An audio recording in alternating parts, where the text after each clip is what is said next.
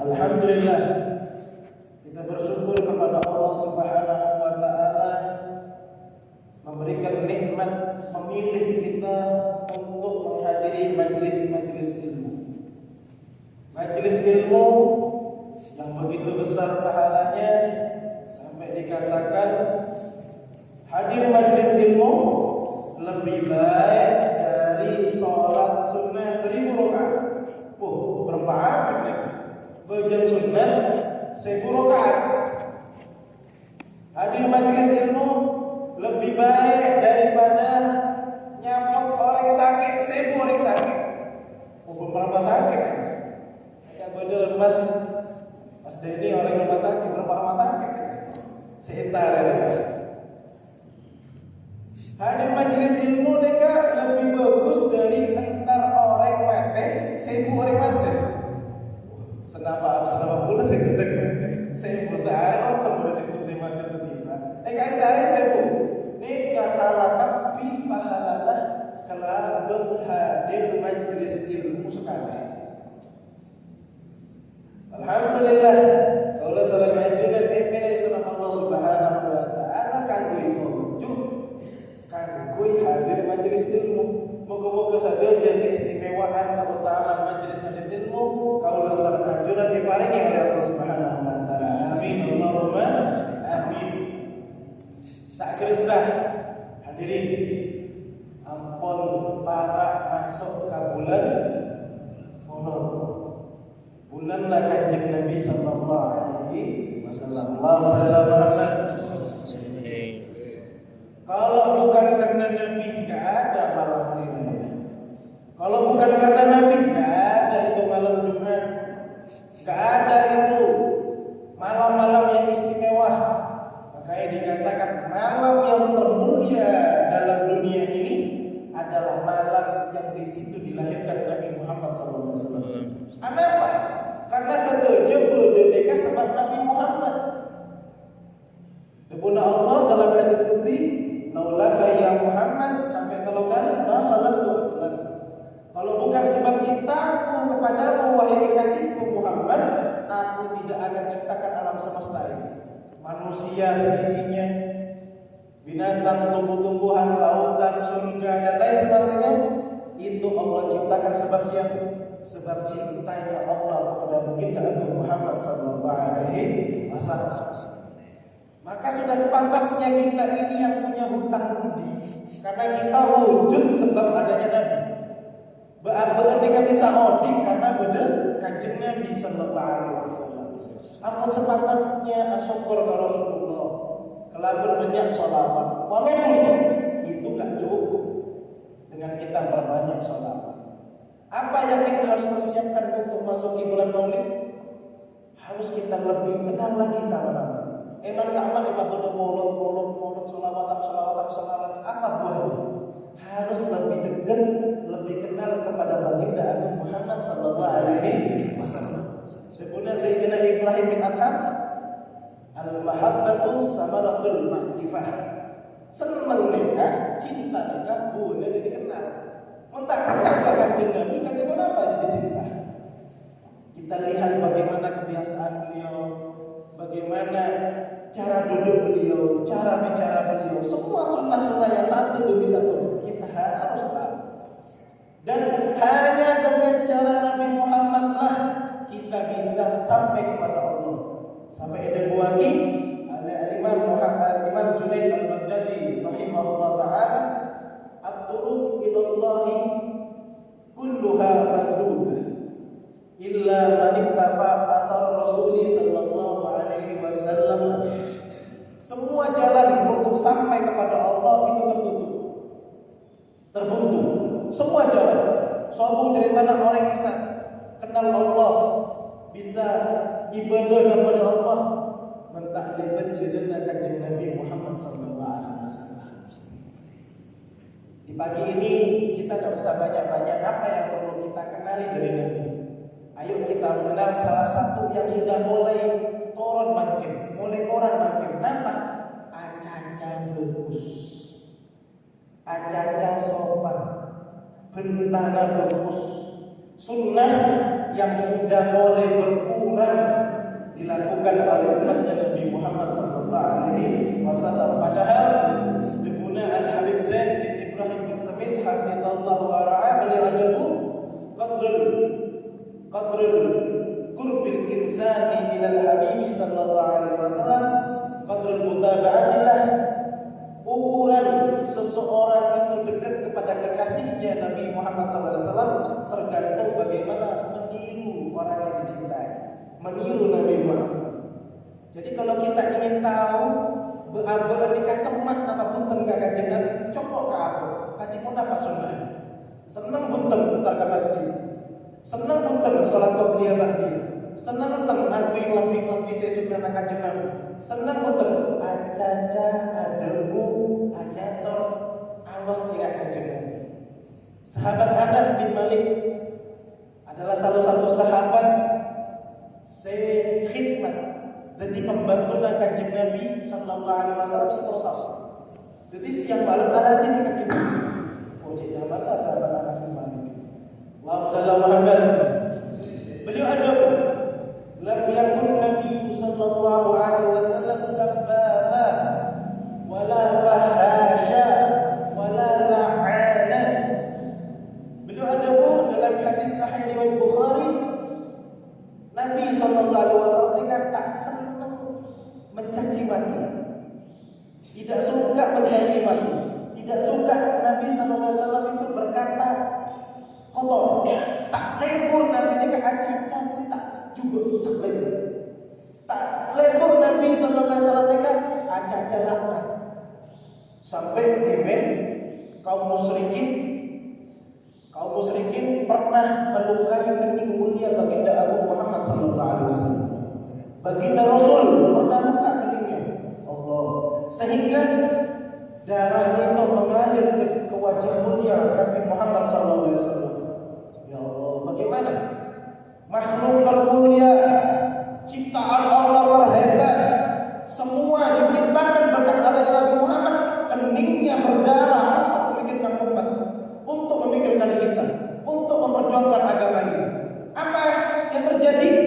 Wajahnya beliau terbasahi darah mulia baginda Agung Muhammad SAW, sehingga salah satu sahabat karena sudah tidak tahan berkata, ya Rasulullah, Allah alaihi, ya Allah, ya Rasulullah, doakan untuk mereka kehancuran buat mereka, supaya hancur mereka, karena engkau sudah keningnya terluka dan wajahmu dipenuhi dengan darah. Doakan mereka supaya hancur.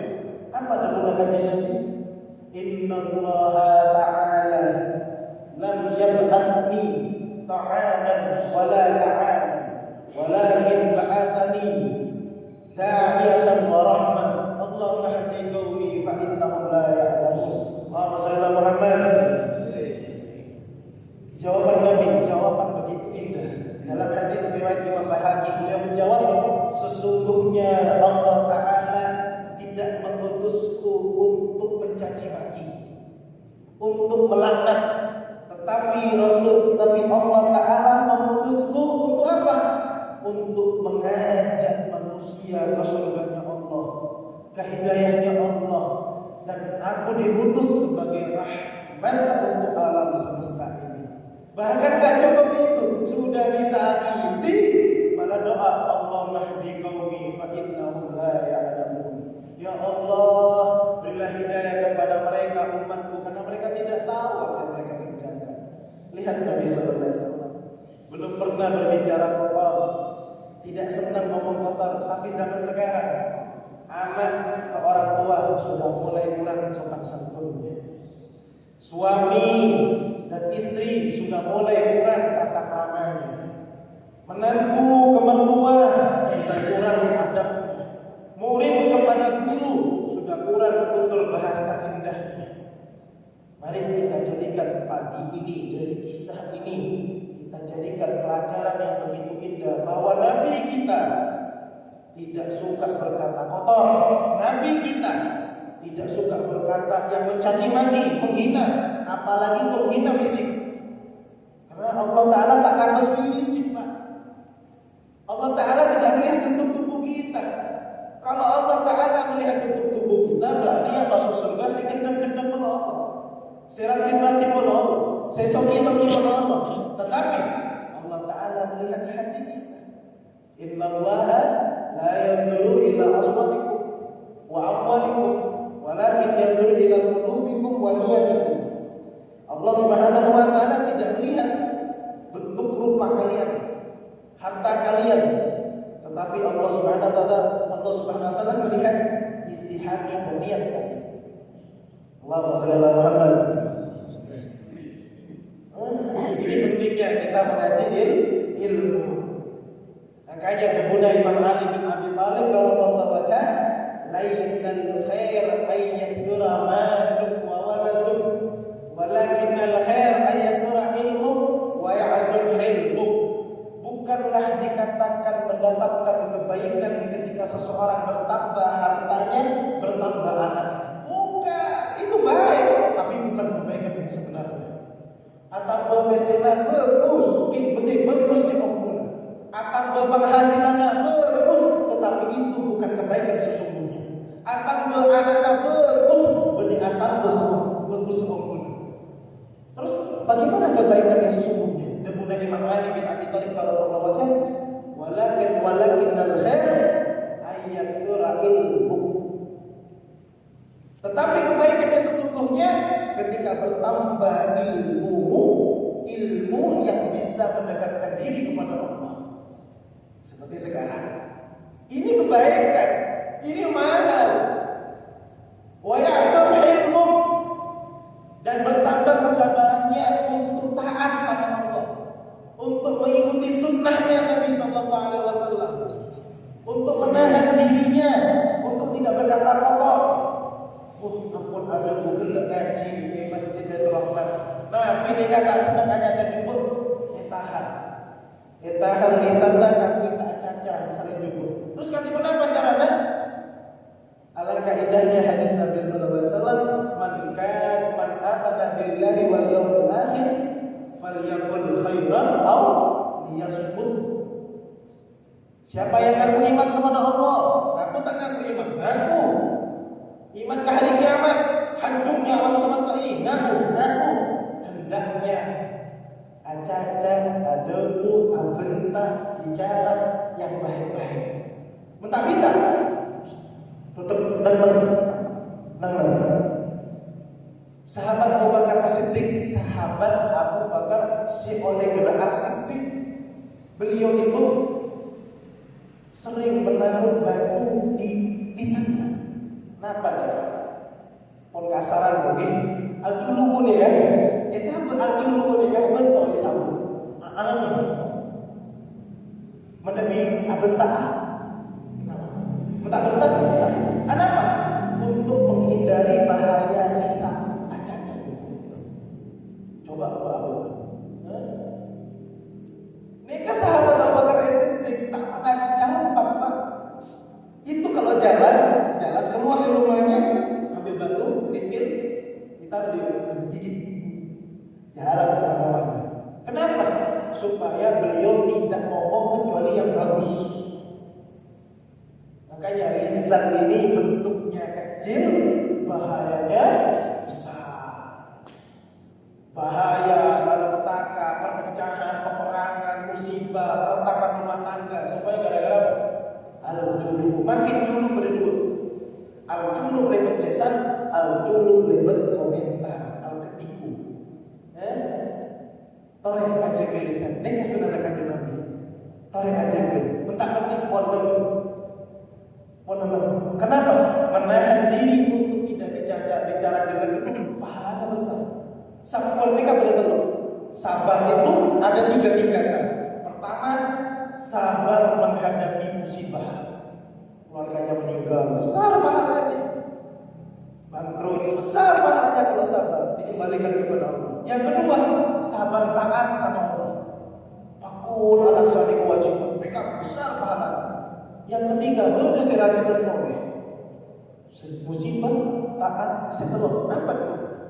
Sabar untuk tidak berbuat dosa. Sabar untuk tidak melakukan maksiat, termasuk menahan lisan untuk berkata yang kotor. Allahumma shalli ala Muhammad.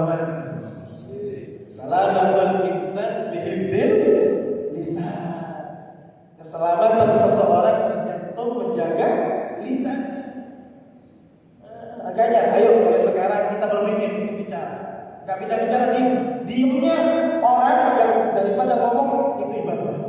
Saya mau diem saja. Mending dibuat sholawat, pikir, ngaji Al-Quran. Jangan sampai dikatakan dalam Al-Quran diibaratkan hewan. Siapa mereka?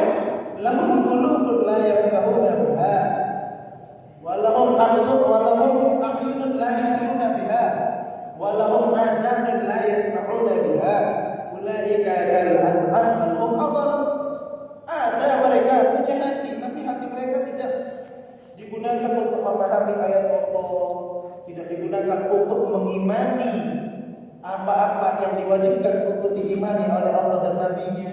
Mereka punya mata, tapi mata mereka tidak digunakan melihat Al-Quran, melihat aib diri sendiri, melihat ulama, melihat orang tua dengan pandangan rahmat. Mereka punya telinga, tapi telinga tidak digunakan mendengarkan nasihat, tidak digunakan untuk mendengarkan kebaikan. Siapa mereka yang punya anggota tubuh tapi tidak digunakan kebaikan? Dalam Al-Quran, ulaika kal an'am. Mereka ada yang sampai mirip seperti binatang ternak. Bal hum adall, bahkan lebih jelek dari binatang ternak. Nauzubillahi min dzalik. Mudah-mudahan lisan kita selalu dibimbing untuk berbicara yang baik. Tidak keluar lisan kita kecuali untuk berzikir kepada Allah Taala. Amin Allahumma amin. Jaga lisan. Jaga lisan. Ini sudah sunnah mulai pudar sekarang. Sunnah yang sudah mulai jatuh. Lebur, bebolotan sangat bagus, teruskan, jangan sampai ditinggal. Tapi ingat apa yang diajarkan Nabi. Salah satunya adalah menjaga lisan.